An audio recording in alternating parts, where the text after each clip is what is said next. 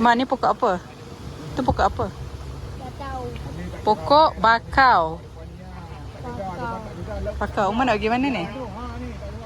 Mak nak pergi mana? Jalan habis tu mancing. Mancing. Mak nak mancing apa? Mancing ikan. Tengok sini. Kentam. Kalau Umar nak bela kentam. Kalau dapat umur. Nak belah kat mana? Ke akuarium.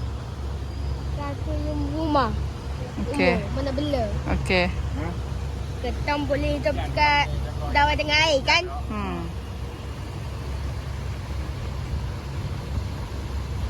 Dia buat ayak ni. Dia buat badan ni. Oh, darah. Ni apa ni yang dia ikan perempuan dia ikan ni ikan ibu ni. Dia ada juga kan? Dia ni apa sana orang kata kita dalam tanah. Tanah ada kan ikan kan tahu. Ini betul tanya ada ni kong di atas tu. Dia dekat. Dekat tu kami di Perak tak ni. Dia dekat ni orang kong dekat.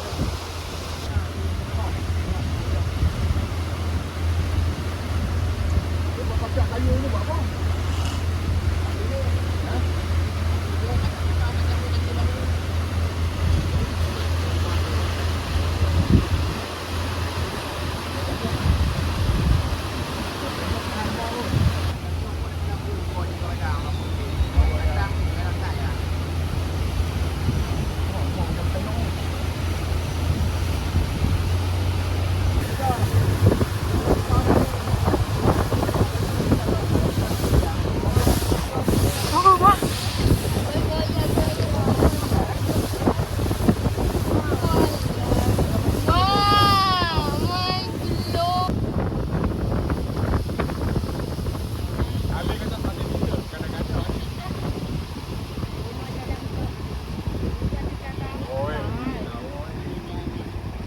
Pergi dekat situ ke? Ya, ni Kita rumah. duduk kat sini belah ni.